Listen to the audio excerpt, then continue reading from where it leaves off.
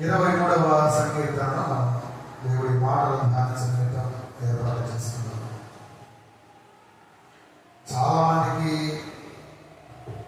ఈ 23వ సంకీర్తన అలాగే మొదటి సంకీర్తన కంఠోపాఠం కదా, అందరికీ కంఠతాలు వస్తుంది.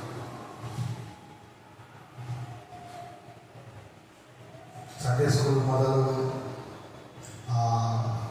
కీర్తన భాగాలను మనకు సండే స్కూల్ వారు అధ్యాపకులు మనకు కంఠత చేస్తూ ఉంటారు కదా. అంటే దాని అర్థం అందులో చాలా ప్రాముఖ్యమైన విషయాలు ఉన్నాయి.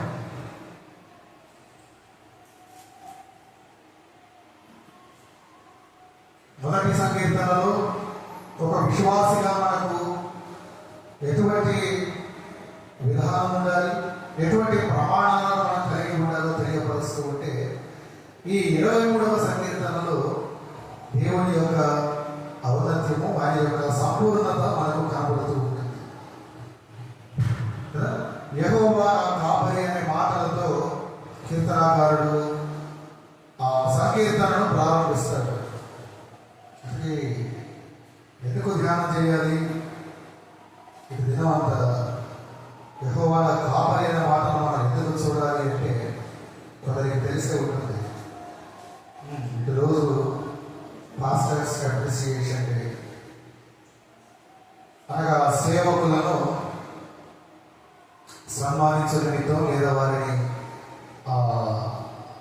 గొప్ప సేవ చేసిన వారిని మనం జ్ఞాపకం చేసుకోవడానికి ఏర్పాటు చేయబడినది. అయితే ఎవరు ఎన్ని రంగాలుగా ఎంత గొప్ప పరిచర్యలు చేసినా వారందరికంటే ఎంతో భిన్నమైన పరిచర్యలో వారందరికీ కూడా గొప్ప స్ఫూర్తిగా నిలిచినటువంటి పరిచర్య, వారందరికీ కూడా స్ఫూర్తిదాయకమైనటువంటి వ్యక్తి మన ప్రభువు అయిన యేసుక్రీస్తు. అందుకే ఆయన గురించి మనం కొన్ని మాటలు చూడాలంటే, యోహాను భక్తుడు 10వ అధ్యాయంలో, ఆయన రాసినటువంటి సువార్తలో 10వ అధ్యాయంలో 11వ వచనంలో ఒక మాట పలుకుతూ ఉంటాడు. స్వయంగా మన ప్రభువు ఈ రీతిగా పలికాడు, అందుకు నేను సాక్ష్యము అంటూ ఆయన కొన్ని మాటలు చదవండి. నేను గొర్రెలకు మంచి కాపరిని కదా ప్రభువు పలికాడు. ఆ ప్రభువు పలికినప్పుడు నేను ఆ మాటలను లిఖితం చేశాను, అందుకు నేనే సాక్ష్యం అంటూ యోహాను భక్తుడు తెలియపరుస్తూ ఉంటాడు. మరి హెబ్రీయులకు రాసిన పత్రికలో పౌలు భక్తుడు ఏమన్నాడంటే, ఆ 13వ అధ్యాయం 20వ వచనంలో, గొర్రెల గొప్ప కాపరి అయిన యేసువును మన ప్రభువును నిత్యమైన నిబంధన సంబంధము రక్తమును బట్టి, గొర్రెల గొప్ప కాపరి అయిన యేసువును మన ప్రభువు పౌలు భక్తుడు అంటాడు అన్నమాట. అదే పేతురు భక్తుడు ఆయన రాసినటువంటి పత్రికలో, ఆ మొదటి పత్రికలో 5వ అధ్యాయంలో పలుకుతూ ప్రధాన కాపరి ప్రత్యక్షమైనప్పుడు అంటాడు కదా. చూడండి, ఆయా భక్తులు ఆయా కాలాలలో వారి యొక్క ఆ స్వీయ అనుభవాలను వారు ఎలా తెలుపుతూ ఉన్నారంటే, ప్రభువు మొదటగా ఏమన్నాడు యోహాను భక్తుడు అంటే, ప్రభువు తానే స్వయంగా పలికినట్లుగా, అందుకు ఆయనే సాక్ష్యం అన్నట్లుగా ఆయన మంచి కాపరి అని పలికాడు. He was a good shepherd. అదే పౌలు భక్తుడు అయితే హెబ్రీయులకు రాసిన పత్రికలో అన్నాడు, ఆయన ఎవరైనా గొర్రెల గొప్ప కాపరి కదా, he was a great shepherd. మరి పేతురు భక్తుడు అయితే మన ప్రధాన కాపరి, he was the chief shepherd. చూసారా ప్రభువు యొక్క కాపరత్వమును వారు ఎంతగా కొనియాడుతున్నారంటే, ఆయన మంచి కాపరి, గొప్ప కాపరి, ప్రధాన కాపరి. He was a good shepherd, great shepherd, chief shepherd కదా. అవి ఆయన తప్ప ఎవరికి కూడా ఆ పదాలు లేదా ఆ ఔన్నత్యము ఆపాదించబడలేదు.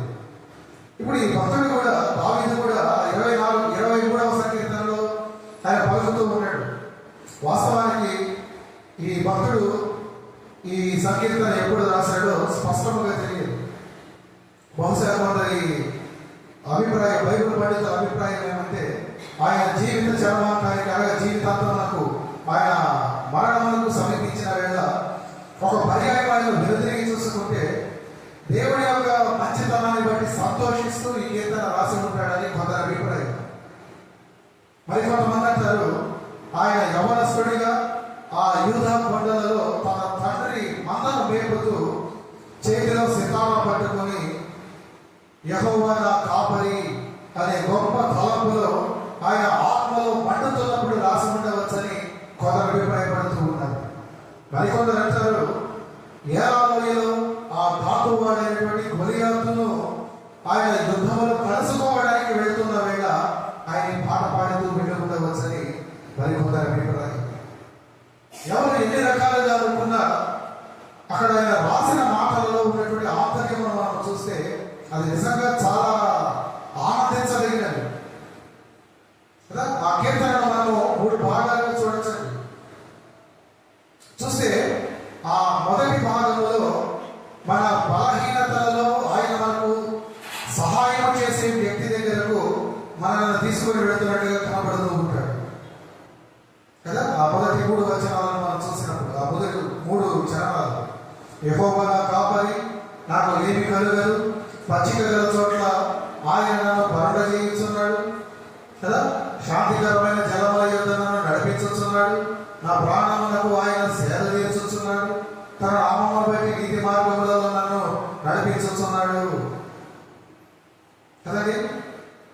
తర్వాత 2వ భాగంగా చూస్తే ఆయన మన శత్రువుల నుండి మనలను కాపాడే వారి వరకు ఆయన మనలను నడిపిస్తున్నట్లుగా కనబడుతున్నట్లు ఆ భక్తుడు పాడుతూ ఉంటాడు. చివరగా మన భవిష్యత్తును గురించి జాగ్రత్త పడే వారి దగ్గరకు ఆయన నడిపిస్తూ రైతుగా ప్రభువును మనకు జ్ఞాపకం చేస్తూ ఉంటాడు. చూడండి 3 భాగాలుగా.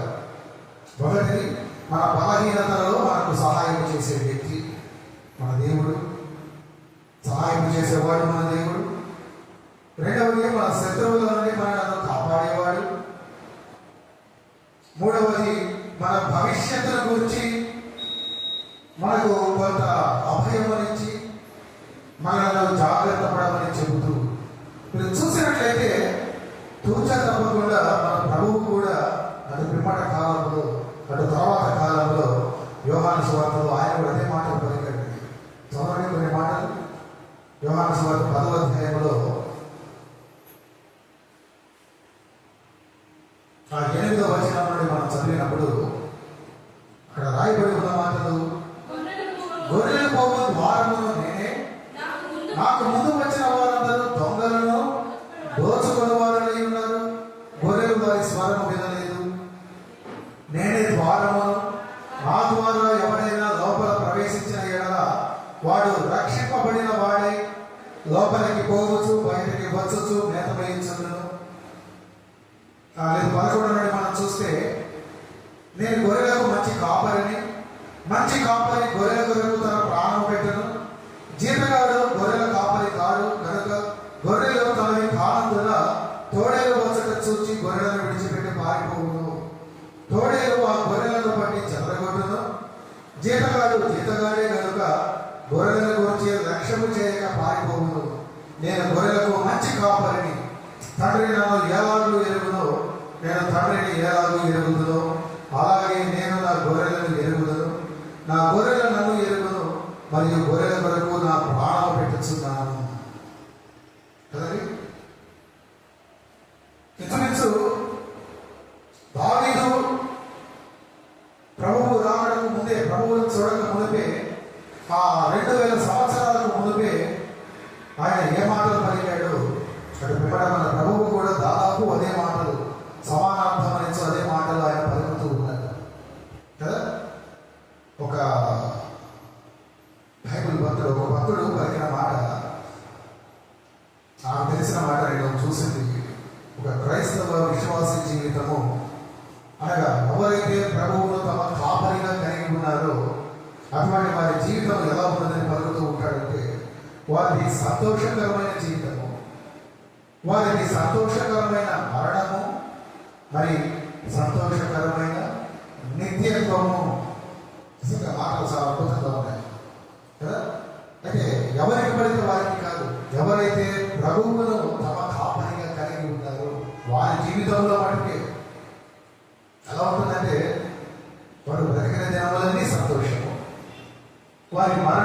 ఆయన సంతోషమే. ఆ మరణానంతర జీవము, ఆ నిత్యత్వము కూడా సంతోషకరమైనది. చూద్దాం, ఆ సంతోషకరమైన జీవితం ఊరికే రాలేదు కదా, దాని వేళ్ళు ఆ ఆత్మీయ సంబంధంలో నాటుకున్నాయి. ఈ యెహోవా నా కాపరి అనే మాటలో యెహోవా అనే ఆ మాట 3 కాలాలకు సంబంధించింది. ఆయన గతంలో ఉన్నవాడు, ప్రస్తుతం ఉన్నాడు, భవిష్యత్తులోను కదా. గతంలో తండ్రిగా మనలను ఆదరించాడు, ప్రస్తుతము పరిశుద్ధాత్ముడిగా మనలను ఆదరిస్తున్నాడు, రాబో కాలంలో మన ప్రభువుగా రాకడలో ప్రత్యక్షమయ్యే మన క్రీస్తు ప్రభువుగా, మన ప్రభువైన క్రీస్తుగా ఆయన మనతో ఉండబోతున్నాడు, లేదా మనం ఆయనతో ఉండబోతున్నాము కదా. చూడండి, ఈ యోధులకు ఆ పేరులో ఉన్న ప్రత్యేకత తెలుసు. అందుకే ఆయన అంటుంటాడు కదా, అబ్రహాము పుట్టక మునిపే నేను ఉన్నవాడు కదండి. ఆయన తనను దేవుడిగా ప్రకటించుకున్నాడని వారికి తెలుసు. వారు అంగీకరించాలి. ఈ నిత్యుడైనటువంటి దేవుడు శరీరంతో మన మధ్య నివసించి వెళ్ళాడు. ఆయన కృత నిబంధనలో యేసుగా మనకు సుపరిచితమై ఉన్నాడు. ప్రస్తుత కాలం వరకు పరిశుద్ధాత్ముడిగా మనతో ఉంటున్నాడు. ఆయన సదా మనతో ఉన్నవాడండి. ఏనాడు మనలను విడిచిపెట్టిన వాడు కాదు. పాత నిబంధనలో మనం చూసినట్లయితే ఈ ఇశ్రాయేలీయుల పూర్వీకులందరూ అబ్రహాము మొదలు చూస్తే వారందరి వృత్తికి మొట్టమొదటిగా వారందరూ పశువుల కాపాడలే. అబ్రహాముతో సహితము చూడండి, అంటే దేవుడి ప్రజలను కాపాడి పోషించి సంరక్షించే రాజుల సహితము వారు కాపాడులుగా పిలిచేవారు. అటువంటి ఒక పారంపర్యంలో దేవుడు కూడా తన ప్రజలకు ఆయన కాపరిగా పరిచయం చేసుకున్నాడు. అందుకే యోహాను సువార్తలో మాట ప్రభు పలికినట్లుగా మనం చూస్తూ ఉన్నాం. ఆయన నిలవేళలా మనల్ని కాచేవాడు. కాపరి పని ఏంటి? కాయడం కదా. గడిచిన కాలంలో కాచి, ప్రస్తుత కాలంలో కాస్తూ, రాబో కాలంలో ఆయనతో ఉంచుకుని మనల్ని కాచేవాడు కదా. యెహోవా నా కాపరి అని చెప్పగలగడం గొప్ప విషయమే. అయితే ఆయనని కాపరిగా అంగీకరించడం బహు గొప్ప విషయం. ఇలాంటి ఇక్కడ కూర్చున్న మీలో, మాటలు వింటున్న మీలో ఎంతమంది ప్రభువుని కాపరిగా పరిపూర్ణముగా మీరు అంగీకరిస్తూ ఉన్నారు? ఆ రీతిగా మీరు అంగీకరించగలిగితే ఆ భక్తుడు రాసిన రీతిగా ఆ 6 చరణంలో ఉన్నటువంటి ఆ వాగ్దానాలను మీరు స్వతంత్రించుకోనండి కదా.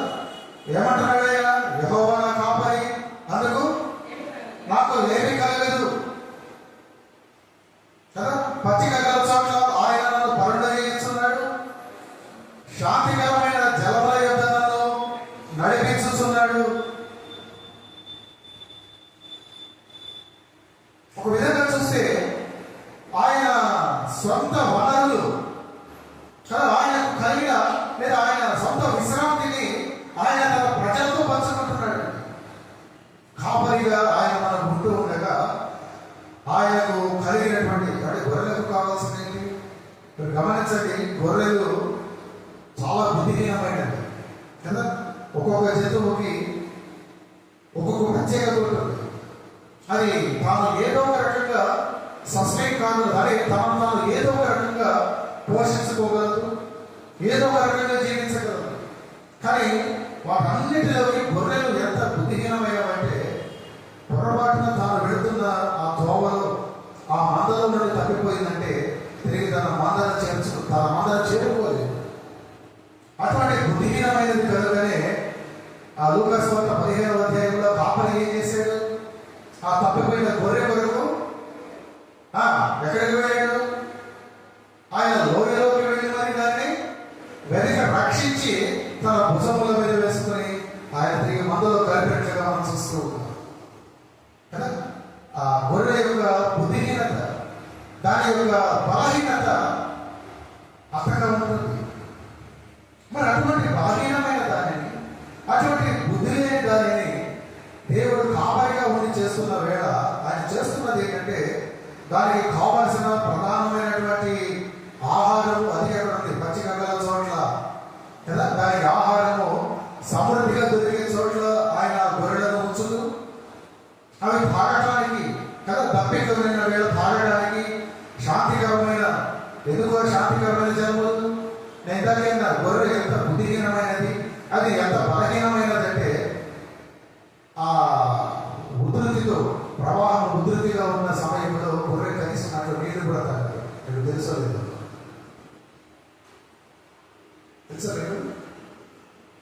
గొర్రె నీళ్లు తాగాలంటే ఆ నీళ్లు కదలకుండా నెమ్మడంగా ఉండాలంటే, ఒక విధంగా చెప్పాలంటే కామ్ వాటర్స్. ఆ నీళ్ళలో ఎటువంటి ప్రవాహం ఉండకూడదు, అది ఎటువంటి అలసడిగా ఉండకూడదు. అటువంటి నీళ్ళలో గొర్రె కనీసం తన పూర్తి కూడా పెట్టదు. అది ఎరిగిన వాడు కనుకనే ఆ భక్తుడు అంటున్నాడు, శాంతికరమైన జలముల యొక్క కదా. ఇంకా తాను తిన్నాక, తాను చక్కటి ఆ మంచి నీళ్ళను తాగాక ఆ విశ్రాంతిని కూడా ఆయన వారికి కలిగజేస్తూ ఉన్నాడు. విధంగా చెప్పాలంటే నేను అన్నట్లు ఆయన తన వనరులను, ఆయన తన విశ్రాంతిని తన ప్రజలతో పంచుకున్నవాడు. ఇంకా వారికి చెత్తపడవలసిన అవసరం ఏముంది కదా, సమస్తము ఆయన చూసుకుంటున్నాడు. ఒక విధంగా చూస్తే లోకము మనకు ఇవ్వలేనిది, లోకము ఇవ్వలేదు కనుక లోకము తీసుకోలేదు కూడా. అర్థమవుతున్నాయండి నా మాటలు? భూ సంబంధమైన వాటి గురించి కాదు, ఆత్మ సంబంధమైనటువంటి ఆహారముల గురించి, ఆత్మ సంబంధమైనటువంటి భారములు అనగా ఆ జలముల గురించి, మన ఆత్మకు కావలసిన విశ్రాంతిని గురించి ఆ భక్తుడు మాట్లాడుతూ ఉంటాడు. నాడు చిన్న సమస్య వస్తే విలవిలాడిపోయి కదా, ఎంత వ్యయము, ఎంత ప్రయాసను మనము సమకూర్చుకొని ఎక్కడెక్కడికో వెళుతూ ఉంటాం కదా, ఎవరెవరినో సంప్రదిస్తూ ఉంటాం. వాళ్ళు చెప్పే మాటలు మీకు బహుశా కొంతకాలం ఊరడించవచ్చు, మరి కొందరికి అది కూడా లేకపోవచ్చు. కానీ మన ప్రభువు మనతో పలుకుతున్న మాటలు, ఆయన జీవాహారముగా మనకు పట్టిస్తున్న ఈ మాటలు మనకు సదా సంతృప్తినిచ్చేవిగా ఉన్నాయి కదా. మనం పడుతున్న ఆ ప్రయాసకు, మన యొక్క దప్పికకు ఆయన మాటలు మనకు చల్లబరుస్తూ ఉన్నాయి కదా. మన ప్రాణములకు కావలసిన ఆ నెమ్మదిని కలుగజేస్తూ ఉన్నాయి. చూడండి, దేవుడితో సహవాసము కలిగిన ప్రజలకు, దేవుడిని తమ కాపరిగా కలిగిన ప్రజలకు మాత్రమే ఆయన మాటలు అనగా ఆయన వడ్డించే జీవాహారం, ఆయన ఇచ్చే జీవజలము, ఆయన ఇచ్చే కాపుదల, ఆయన ఇచ్చే ఆ విశ్రాంతి గమనిస్తున్నారు. నాడు మనము ఒక సంఘముగా కూడి ప్రతి వారం ఈ రీతిగా సంఘాలయంలో ఆయన మాటలు వింటున్నాము అంటే ఆయన కాపరిగా కలిగి ఉన్నాము కనుక. చెప్పగలరండి ఎవరైనా, మేము సంఘానికి వెళ్తున్నామండి, మాటలు వింటున్నాం, కానీ మాకు ఎటువంటి నెమ్మది లేదు, ఆ మాటల వల్ల మాకు ఎటువంటి ఆదరణ లేదు, మాలో ప్రేమ పోలేదని ఎవరైనా చెప్పగలరు? నాకు తెలిసి కొందరు కదా, ఏదో టైంపాస్గా వచ్చి కూడా చెప్పాల్సిన మాటలు. ప్రభువు నాతో మాట్లాడతాడు అనే నమ్మికతో, నా కాపరి నాతో మాట్లాడతాడు అనే నమ్మికతో వచ్చిన వాళ్ళు ఎవరు కూడా ఆ మాట చెప్పలేదు.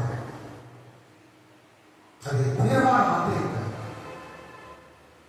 కదా. మన ప్రభువు తన అపరిమితమైనటువంటి ఆ వనరులను మన కోసం ఇచ్చాడు. ఆయన తన అంతులేని లేదా విధి లేని విశ్రాంతిని మనకు ఆయన దయచేస్తున్నాడు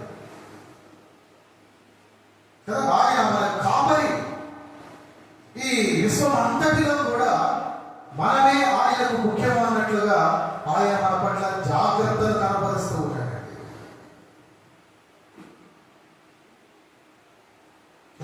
అటువంటి ఒక అనుభవముల నుండి ఆ భక్తుడు ఆ మాటలు రాస్తూ ఉన్నాడు కదా. ఆయన అంటున్నాడు, చూడండి, నా ప్రాణములకు ఆయన నశించిపోయిన ప్రాణానికి ఆయన సేద తీరుస్తున్నాడు.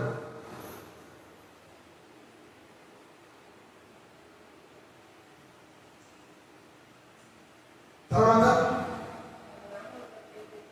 తన నామమును బట్టి నీతి మార్గంలో నన్ను నడిపించుతున్నాడు.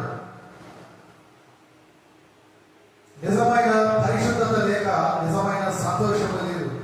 అందుకే అన్నా, ఎవరైతే ప్రభువును తమ కాపరిగా కలరో, ఎవరైతే తమ హృదయపూర్వకంగా అంగీకరిస్తారో అట్టి వారికి మాత్రమే ఈ వాగ్దానాలు, అట్టి వారికి మాత్రమే ఈ సంతోషకరమైన జీవితం.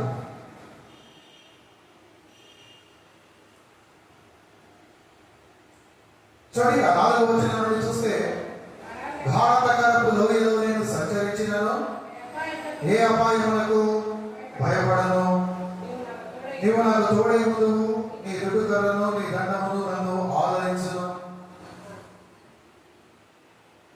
కదా, సంతోషకరమైనటువంటి ఆ జీవిత రహస్యాన్ని మనం చూసాం. ఇది సంతోషకరమైన మరణం యొక్క రహస్యం అండి. అంటున్నాడు చూడండి, గాఢాంధకారపు లోయలో నేను సంచరించిన నీవు నాకు తోడై ఉంటావు, నీ దుడ్డుకర్ర నీ దండమును ఆదరిస్తుంది. మీరు గమనిస్తే ఇంతవరకు ఆ మొదటి 3 వచనాలలో దావీదు, చూడండి, ఇంతవరకు దావీదు ఏకవచనాన్ని ఉపయోగించాడు కదా. ఆయన నడిపించును, ఆయన పరుణ చేయను, ఆయన సేవ తీర్చును. చూస్తున్నారా, దావీదు ఇంతవరకు ఆయన గొర్రెల కాపరిగానే మాట్లాడాడు. అయితే ఆ మరణము కనసూపు దూరంలో ఉన్నప్పుడు దావీదు ఆయనను నీవు అని పిలుస్తూ ఉన్నాడు కదా. నీవు నాకు తోడే ముందువు అంటే ఇక ఇప్పుడు కాపరి గురించి కాదు, ఆయన కాపరితోనే మాట్లాడుతున్నాడు. ఇప్పటివరకు కాపరి యొక్క ఔన్నత్యం మాట్లాడుతున్నాడు, ఆయన పనుల గురించి మాట్లాడుతున్నాడు. కానీ ఇప్పుడైతే ఇక కాపరితోనే మాట్లాడుతున్నాడు కదా. చూడండి, అంధకారం ఉన్నదంటే వెలుగు కూడా ఉన్నట్లే, అవునా కదా. చీకటి ఉందంటే వెలుగు ఉంటుంది. వెలుగు ఉదాహరణకు ఏదైనా ఒక వస్తువు మీద పడింది అనుకోండి, ఆ వస్తువు పక్కన ఏమవుతుంది? ఏమవుతుంది?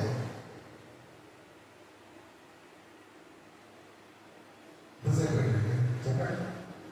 ఇప్పుడు ఆ బండి బయట ఎండలో ఉంది, ఆ వెలుగు దాని మీద పడింది, ఆ బండి పక్కన ఏముంటుంది? కదా, నీడ ఉంటుంది కదా. ఆ వస్తువు పక్కనే దాని నీడ పడుతుంది. విశ్వాసికి అవిశ్వాసికి కూడా ఇక్కడే తేడా కనబడుతుంది కదా. మరణము ఒక నీడ వంటిదైతే, విశ్వాసి మరణించి ఆ వెలుగులోనికి వెళతాడు. అదే అవిశ్వాసి మరణించి ఆ నీడ లాంటి చీకటిలోకి వెళతాడు. గమనిస్తున్నారంటే తేడా కదా. ఈ చీకటి నిత్యం ఉంటుంది. క్రీస్తు లేకుండా ఒంటరిగా చనిపోయి చీకటిలోకి వెళ్ళిపోవడం అనేది భయంకరమైన విషయం. కానీ విశ్వాసకైతే గొప్ప నిరీక్షణ, గొప్ప నమ్మిక ఏంటంటే, ఆ భక్తుడు పలుకుతున్నట్టు, గాఢాంధకారపు లోయలో నేను సంచరించిన ఏ అపాయము నాకు కలగదు, దేనికి నేను భయపడను, కారణం నా కాపరి నాతో ఉన్నాడు కదా. చూడండి ఎంత గొప్ప నిరీక్షణతో ఆ భక్తుడు మనకు కనబడుతూ ఉన్నాడు. మొదటిది సంతోషకరమైన జీవితంలో మనం చూపిస్తూ, ఆయన కాపరిగా ఉన్నాడు కనుక నాకు ఏమీ లేదు, నా ప్రతి ఒక్క అక్కర కూడా తీర్చబడుతున్నది, నా ఆహారములకు కొరవ లేదు, నా పానాలకు కొరవ లేదు, నా విశ్రాంతికి కొరవ లేదు. అది భౌతికంగా కావచ్చు, కానీ ఎక్కువగా ఆత్మీయంగా నేను చెబుతూ ఉన్నాను. అలాగే సంతోషకరమైన మరణము కూడా నా కాపరిని బట్టి నాకు ఉంది. అంటే నా కాపరిని బట్టి నా మరణములో కూడా నాకు సంతోషమే. కారణం నేను ఒంటరిగా లేను. ఆ గాఢాంధకారపు లోయలో నేను వెళుతున్నా, నా కాపరి నాతోనే ఉన్నాడు.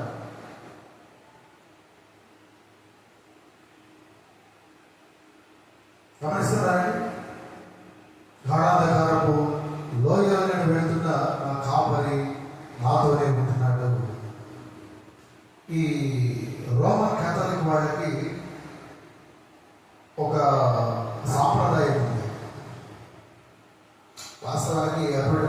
సిద్ధాంతాలే ఆ కథోలికుల నుంచి, ఆ రోమన్ క్యాథలిక్స్ నుంచి ప్రొటెస్టెంట్ అయిన మనల్ని వేరు చేసింది. వారు ఈ రెగ్యులరీ అంటారు. అంటే వారి యొక్క ఉద్దేశం ఏంటంటే, ఒక భక్తి కలిగినటువంటి క్యాథలిక్ విశ్వాసి, ఒక ఆశయం సిద్ధాంతం అనే వ్యక్తి చనిపోతే అతను ఒక కృపాస్థలంలోనికి వెళతాడు. కానీ ఆ స్థలంలో కూడా అగ్ని ఉంటుంది. కానీ మన ఉద్దేశం ఏంటి, మనం నమ్మేదేంటి? ఒక విశ్వాసిగా మనం చనిపోతే ఎక్కడికి వెళతామండి? పరదేశంలో కదా. ఆ పరదేశంలో మనకంటే ముందు ఎవరున్నారు?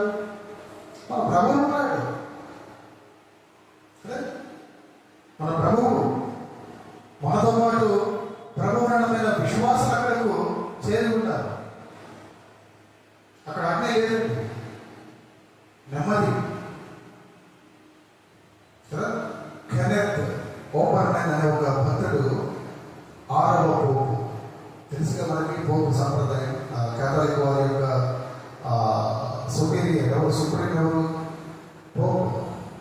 6వ పోపుని ఈ కెనెత్ ఓబర్మన్ అనే కలిసినప్పుడు, ఒకసారి పోపు గారిని కలవడం చిన్న విషయం కాదు.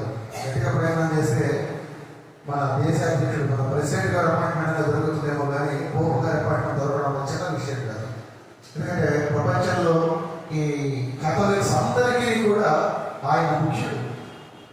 అటువంటి ఆయన కలిసే అవకాశం వచ్చినప్పుడు ఈ కెనెత్ అనే వ్యక్తి ఒక ప్రశ్న వేశాడు. పోపు గారు, మీరు రక్షించబడ్డారా?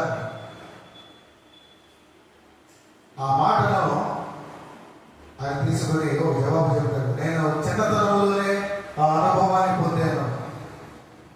అయితే అదే మీరు చనిపోయిన వెంటనే మరి పరలోకానికి వెళతారా అని ఆ కెనెత్ మళ్ళీ అడిగినప్పుడు పోపు గారు చాలా కష్టమైన ప్రశ్న వేసాడు అన్నాడు. అదేంటది? రక్షించబడ్డారా అంటే అవునన్నాడు. మరి పరలోకానికి వెళతారంటే మళ్ళీ కష్టమైన ప్రశ్న అనే మాట ఏంటి? ఎందుకంటే కేథలిక్లు అనేది ఏంటంటే, ఒక వ్యక్తి చనిపోయినప్పుడు దాన్ని అన్నట్లు ఆ పర్గేటరీకి వెళతారు కదా.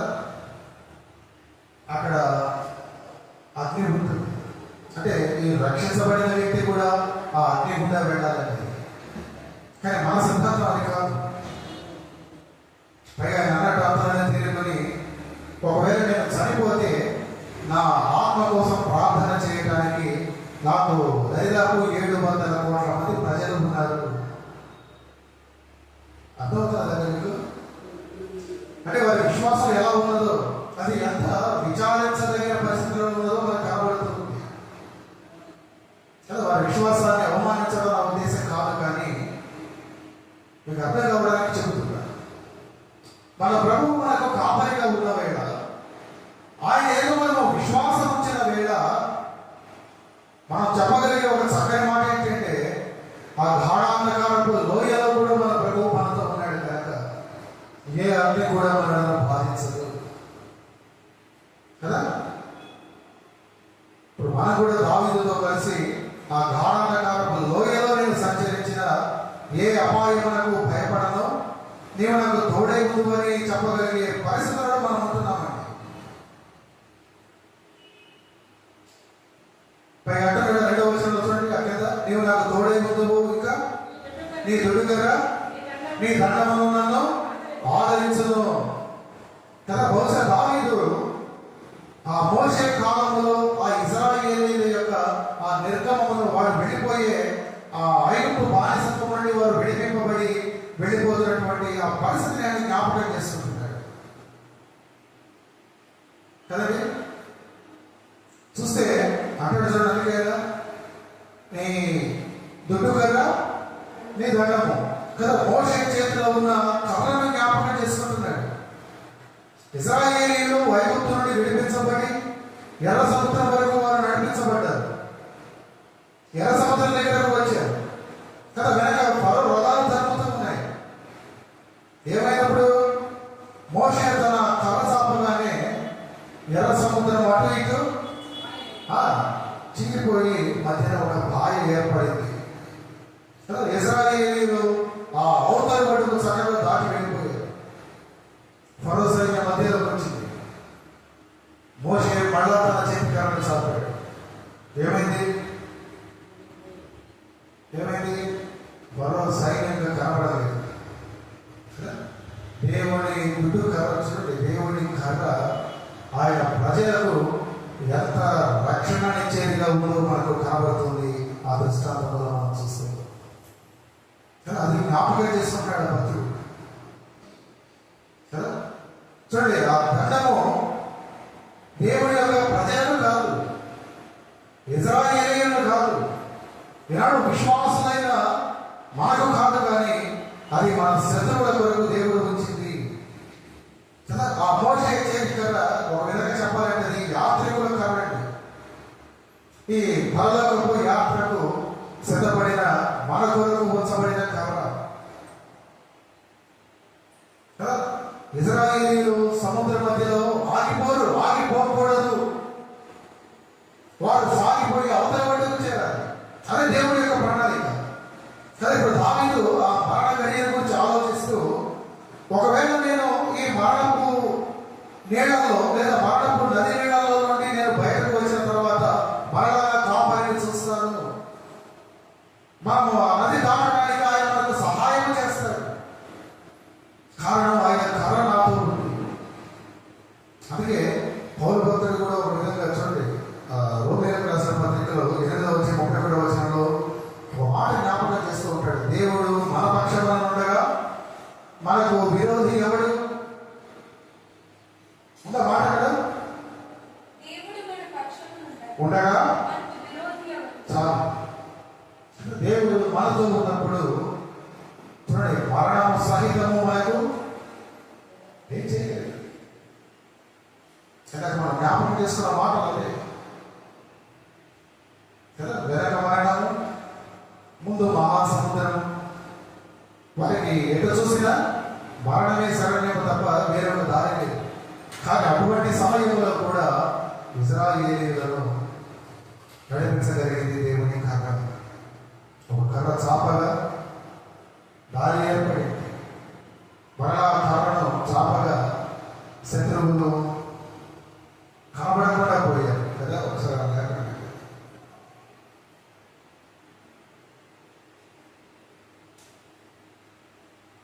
మంచిగా బయట తాగచ్చు. ఒకసారి మామూలు తాగితే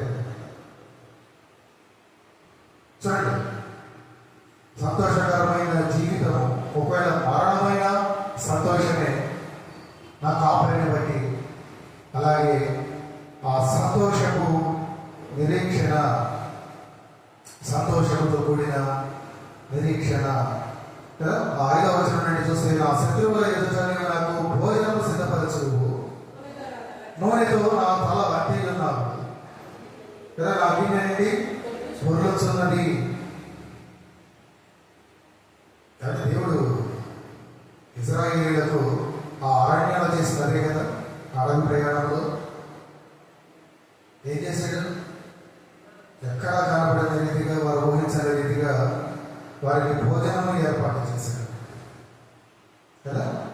ఎంతగా అక్కడ రాయబడి ఉన్న రీతిగా నా గిన్నె నుండి పొడవుతున్నది అన్న రీతిగా వారు ఎంత తిన్నా కూడా తరగని రీతిలో కదా. వారు ఎంత తిన్నా, ఎంత భుజించినా ఇంకా మిగులు రీతిగా దేవుడు వారిని, వారి యొక్క ఆ భోజనపు సదుపాయంతో దేవుడు వారిని ముందుకు నడిపించాడు. ఇంకా కొన్ని పర్యాయాలు చూస్తే వారి శత్రువుల ఎదుటనే వారికి దేవుడు భోజనాన్ని సిద్ధపరిచాడు కదా. ఆ ఎడారిలో మన్నా ఎలా ఉంది? ఒక తివాచి లేదా ఒక దుప్పటి కప్పిన రీతిగా మొత్తం పరచబడింది కదా. ఆ వాగ్దాన భూమి వారు చేరే వరకు కూడా పోషించబడ్డారు.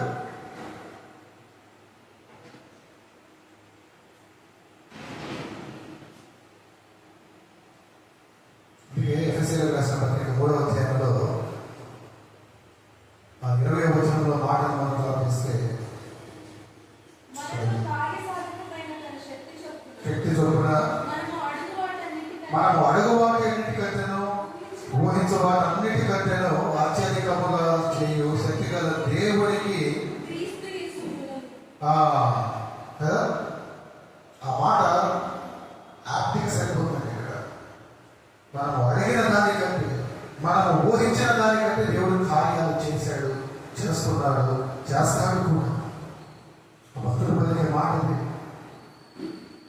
కదా. శత్రువుల యొక్క నీవు నాకు భోజనం సిద్ధపరచుకుంది, నూనెతో నా తల వంటి ఉన్నాను.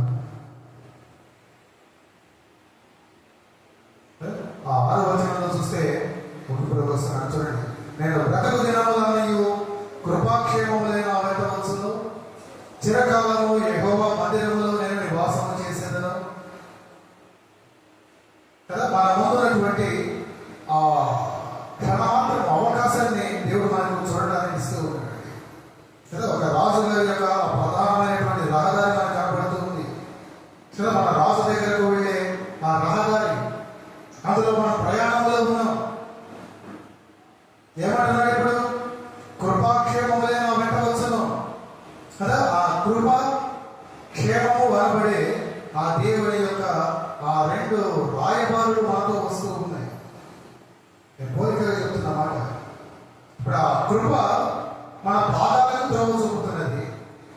ఆ క్షేమం ఏం చేస్తున్నది? మనము తొట్టిన లేకుండా మనల్ని నిలబెడుతున్నది కదా. నిత్యత్వములు మొదటిది సంతోషకరమైన జీవితము, రెండవది సంతోషకరమైన మరణము, ఆఖరకు మరణము దాటి నేను జీవంలోకి వెళ్ళిన అది కూడా నాకు సంతోషకరమైన నిత్యత్వమే. మీకు తెలుసు ఏదో గడిచిన కాలంలో కొన్ని దినాల నా ఉద్దేశం కొన్ని సంవత్సరాల కిందట ఒక సాంప్రదాయం ఉండేది. కొందరు ధనికులైన వారు ప్రయాణం చేస్తూ ఉంటే వారితో కూడా 2 పరిచారకులు వెళ్ళేవాడు. తెలుసు కదా, మనం చూసే ఉంటాం, లేదంటే వాళ్ళు చెబుతుంటే కూడా వినే ఉంటాం. కొంత అవగాహన ఉందనుకుంటున్నారు కదా. ఎందుకు వారు ఆ రీతిగా పరిగెడుతూ ఉంటారంటే ఆ ధనికుడు లేదా వారు వెళుతున్నటువంటి వాహనము ఆ ముందున్నటువంటి మార్గంలో వారు సరళం చేయడానికి, ఆ దారిలో ఉన్నటువంటి అన్ని క్లియర్ చేయడానికి, ఇంకా వారు ఎక్కడైనా ఆగితే ఆ వాహనం యొక్క తలుపు తీయడానికి కదా. వారు ఒకవేళ ఎక్కడైనా బస చేస్తే వారికంటే ముందు అక్కడకు వెళ్ళి వాటన్నిటిని ఏర్పాటు చేయడానికి, అక్కడ ఉన్నటువంటి ఆ భోజన వసతులు, ఆ సదుపాయాలని మరి సరిగ్గా ఉన్నాయా లేదని చూడటానికి కదా. ఒక విశ్వాసి అయిన మనము మన ప్రభువు దగ్గరకు వెళ్ళే ఈ యొక్క యాత్రలో మన రహదారిలో కూడా కృపాక్షేమములు ఆయన ఉంచినటువంటి రాయబారులుగా ఉంచిన లేదా ఆయన దూతలుగా మనకు సహాయముగా వచ్చిన ఆయన కృపాక్షేమం కూడా ఆ రీతిగానే మనల్ని నడిపిస్తూ ఉంటుంది. దేవుడు వాటిని మన కొరకే ఉంచాడు. కాబట్టి చూడండి, ఎందుకంటాడు అటువంటి కృపాక్షేమములు నా వెంట వచ్చును, చిరకాలము నేను యెహోవా మందిరములో నివాసము చేస్తాను కదా. ఎంత సంతోషకరమైన ఆ నిత్యత్వమును కూడా ఆయన వర్ణిస్తూ ఉన్నాడు. ఇవన్నీ ఎవరికి అంటే ప్రభువును తమ కాపరిగా కలిగిన ప్రజలకు మాత్రమే కదా. ఎవరికి పడితే వారికి దేవుడు ఇచ్చిన వాగ్దానాలు కాదు. ఎవరైతే ప్రభు యేసును తమ రక్షకుడిగా మాత్రమే చూడక తమ కాపరిగా రక్షకుడిగా అంటే దాని అర్థం నేను అందరితో విమోచించేసాడు అయిపోయింది, ఆ సంబంధం అందరితో తెగిపోయినట్టుగా చెప్పచ్చు. కానీ కాపరి సంబంధం అలాంటిది కాదు. ఆయన సమయానుకూలముగా కావలి కాయాలి, సమయానుకూలముగా ఆహారం ఇవ్వాలి, సమయాన్ని బట్టి ఆ మంచినీటిని ఇవ్వాలి కదా. కళ వరకు కూడా ఆ మందను ఆయన నడిపించాలి. అది ఒక విడదీయాలనే సంబంధం. ఇందాక యోహాను సువార్త 10వ అధ్యాయంలో ప్రభు పలికిన రీతిగా ఆ గొర్రెలకు ఆయనకు మధ్యగా ఒక మంచి సత్సంబంధం ఉంది. ఆయన కాపరిగా అంగీకరించిన వారు ఆయన స్వరము అంటాడు కదా. నా గొర్రెలు నా స్వరం వినను కదా, నా మందకు కాని కూడా నా దొడ్డిలో ఉన్నాయి, కానీ నా గొర్రెలు అయితే వాటితో కలిసి ఉన్నప్పుడు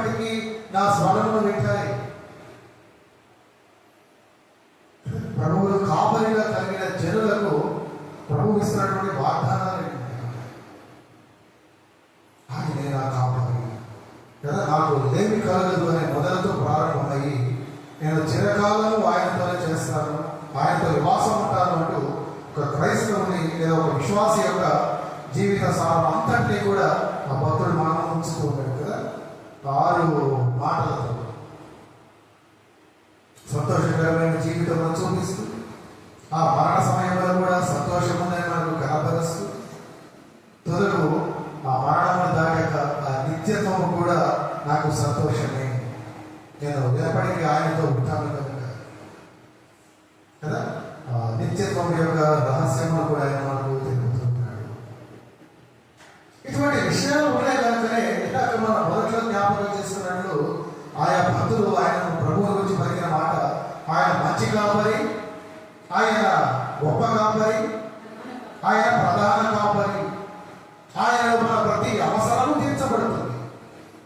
ప్రస్తుత కాలం ఒకటి కాదు, రానున్న కాలం, నీవు బ్రతుకునేవాళ్ళు మాత్రమే కాదు, నీవు మరణించే పిమ్మట కూడా కదా. కనుక ఈ రీతిగా ఈ పాస్టర్స్ అప్రిసియేషన్ కాపులను మనం స్మరించుకొని వారి సేవలను మనము జ్ఞాపకం చేసుకునే దినాలలో వారందరికీ స్ఫూర్తిదాయకముగా, వారందరికీ చక్కని మాదిరిని చూపినటువంటి మన ప్రభు సేవలు మనం గుర్తించాలి. ఆయన మనకు ఏ రీతిగా కాపరి ఉన్నాడో మనం చూడాలి. ఆయన మన కాపరిగా మనం అంగీకరించాలి. అలానే అంగీకరిస్తే నీకు ఇవ్వబడిన ఈ ప్రతి వాగ్దానమును కూడా నువ్వు స్వాతంత్రించుకుంటావు. అర్థమవుతుందండి. మనకు ఇవ్వబడిన ప్రతి వాగ్దానము మనం కోరుకున్నదంతా ఇందులోనే ఉంది. The abundance of Christ, the perfection of Christ. కదా, దేవుని యొక్క సర్వ సమృద్ధి, ఆయన పరిపూర్ణత, ఆయన కాపరత్వము, ఒక విశ్వాసిగా నీ జీవిత సారం అంతగా ఇవన్నీ ఎప్పుడు ఎప్పుడు ఎప్పుడు కలుగుతాయంటే ప్రభువు నీకు కాపరి అయిన వేళ. If you agree the lord as your shepherd, ఆయన నీవు కాపరిగా అంగీకరిస్తే ఇటువంటి సమృద్ధిని మనం చూడగలం. కనుక అటువంటి సమృద్ధిని మీరు చూడటానికి మీరు ఇప్పటి వరకు ప్రభువుని ఏ రీతిగా మీరు చూసారో నాకైతే తెలియదు, కానీ ఆయనను మీరు కాపరి అని చెప్పగలిగే ఆ స్థాయికి, ఆ ఆధ్యాత్మిక ఎత్తులోకి మీరు రావాలని నేను మనసారా కోరుకుంటూ నా ఈ మాటలు పంపిస్తూ ఉన్నాను. ప్రార్థించుకుందా. ప్రార్థనతో ప్రధాన సమయంలోనికి మనం కొనసాగుతాం. మహాపరిషుడా, ప్రేమగల తండ్రి, జీవాధిపతి, మీ ఘననామమును మీ బంగారు పాదములను బట్టి మీకు వందనాలు. పట్టుకునైనా ఈ రీతిగా ఉదయకాలంలో మీ సంఘాలయంలో సమకూర్చి మీరు ఇచ్చిన మీ యొక్క ఆత్మీయ వర్తమానాన్ని మీకే స్తోత్రాలు. ఈ యొక్క కాపరుల దినోత్సవాన్ని మేము జరుపుకోవటానికి, లేదా ఈ మంచి దినమున, ఈ మంచి సమయంలో అయినా మీ బిడ్డలను మాత్రమే కాదు అయ్యా, మేము మీ పరిచర్యను మేము తలపోసుకోగలని, మీరు ఏ రీతిగా మాకు కాపరి అయి ఉన్నారో ఆయన మేము గుర్తెరగడానికి మీరు ఇచ్చిన సహాయం బట్టి మీకే వందనాలు. దావీదు పలికాడు, యెహోవా నా కాపరి.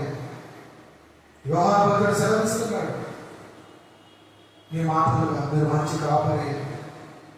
పౌలు మహర్షి ప్రకటిస్తున్నాడు, మీరు గొప్ప కాపరి. పేతురు భక్తుడు పలుకుతున్నాడు, మీరు ప్రధాన కాపరి. చదువుతున్నాడు. ఎవరు ఎంతటి పరిచర్య చేసిన, ఎవరు ఎంతగా శ్రమించిన, ఎవరు ఎంతటి కాపరి పని చేసిన వారందరూ కూడా మీ ముందు దిగదుడిపోయినాయి. మీరు కాపరిగా గల ప్రజలు మేము గొప్ప ధన్యులు. సంతోషకరమైన జీవితం, సంతోషకరమైన మరణం, సంతోషకరమైన నిత్యత్వమునైనా మీ కాపరత్వంలో మీరు వర్తిస్తూ ఉన్నారు.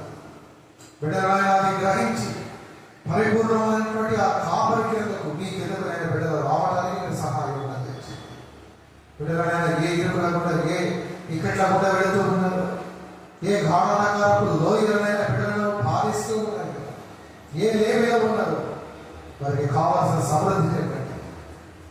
పరిధికైన బిడ్డలు వారి కుటుంబాలను ఆయన తృప్తిపరచండి. వారి ఎడలైన చాలిన దేవుడిగా ఉంది అయ్యా, వారి జీవితంలో సాఫల్యతకు ఒక సంపూర్ణతను కలుగు చేయండి. బిడ్డలందరినీ వారి కుటుంబాలను మీ నమ్మకమైన హస్తములకి విడిచిపెడుతూ ప్రభువైన యేసు నామమున ప్రార్థిస్తున్నాను.